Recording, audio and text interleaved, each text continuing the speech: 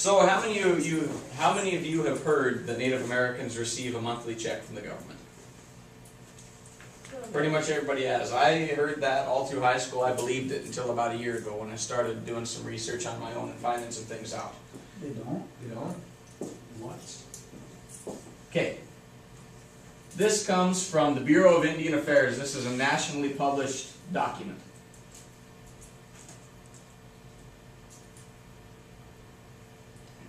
From the U.S. Department of the Interior. There's a small paragraph right here. There has long been a myth that Indians receive a monthly check from the U.S. government because of their status as Indians. There is no basis for this belief other than misinformation and misconception of the status of American Indians and American natives. Some tribes, tribal members, and lineal descendants receive payments from the federal government resulting from claim settlements. These claim settlements range anywhere from land disputes to water disputes, mineral disputes, things like that. And some of these payments are still around just because were huge sums of money that the government was stealing from these reservation lands.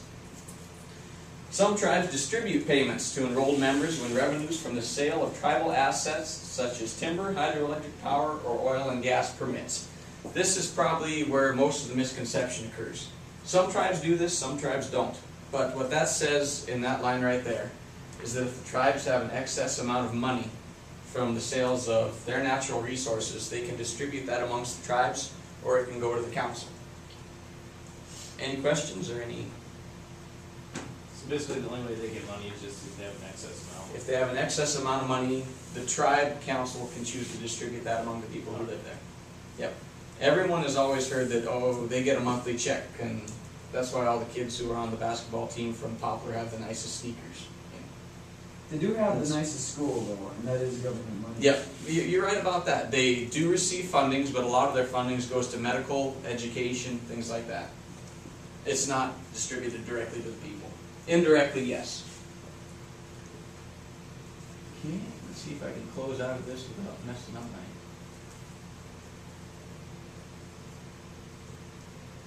Okay,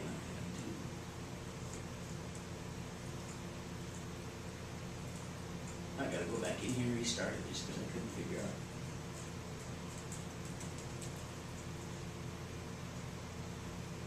And now we're in a bit of a pickle.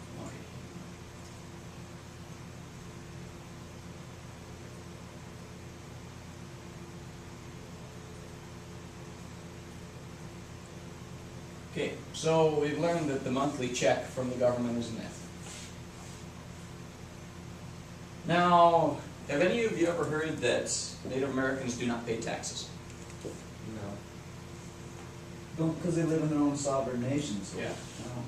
They do live in their own sovereign nation, but that does not mean that they are exempt from taxes. They are exempt from some taxes, such as, I'll use my clicker here. Property taxes. They are exempt from property taxes. They live on the reservation. That land was not given, but deeded to them by the U.S. government. So they don't have to pay property taxes.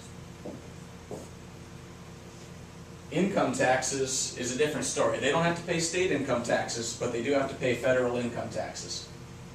So they do still have to pay taxes. It's a little bit different, but if you think about state income taxes are like literally nothing compared to federal income tax. The government taxes you so much more for FICA, Medicare, Medicaid, things like that. And that's not technically taxes, but it still comes out of their paycheck. Any questions on that? Any discussion? Good stories? No good stories. No good stories? Okay. Okay, and here's one that a lot of people think happens. Indians get rich off of casino revenue. Yes. Everyone's probably heard of that too. There's the big Silver Wolf Casino in Wolf Point. Fort Belknap has a big casino. There's one over in Newtown, North Dakota. The truth is that even if they do receive some payments from these big casinos, it doesn't amount to a lot. I'll throw some figures at you here. The average income for a household in Brockton, Montana is $19,167 a year for a family. Wow. So it's not exactly the Ritz. The average income for a job I mean, after a period of 10, 15 years, is about $50,000. So they're living well below the poverty level. So that's what they get?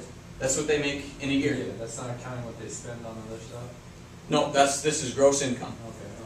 Why would that be the average? Why would that be different than the, or is that like everyone's average too, or is that different than the? This is like, if I pool all of your guys' incomes and divide them by 6, that would be the amount that you made, Okay. the average. But is that different like than Plentywood? Would Plentywood's average income? be- I didn't look at Plentywood's, but I think Plentywood's is about 36,000. Why would that be different, or is it just? It's, think of the area that you live in. How many of you have driven through Brockton, Poplar, Fraser? Yeah. Are there a lot of booming businesses, a lot of job opportunities there? Well, but, Yeah. yeah. And a lot of people are unemployed, so there's not a lot of situations there where you're unemployed and you can make a lot of money. Do they still get like unemployment benefits? They do, They do? I think. I think that you can still get, what is it called? What's the word that I'm thinking of?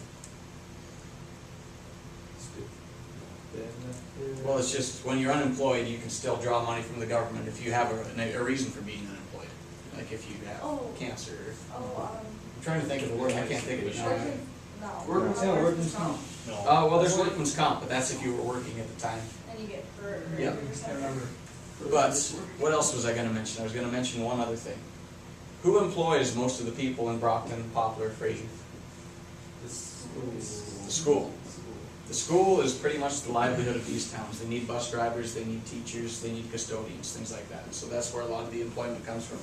And in the state of Montana, schools are known for not paying great amounts of money, like Wyoming and Alaska. So that'll bring your numbers down too. Here's the average median household income for Fraser, which is not much better, $20,294 a year. Fraser has the Red Bottom celebration. It's part of the Red Bottom clan of the Assiniboine or Cheyenne, I can't remember which. One of the two tribes. Okay, so now we're going to ask, who is to blame for all of these stereotypes and misconceptions that we see? The white town. You can probably cut it off. We probably got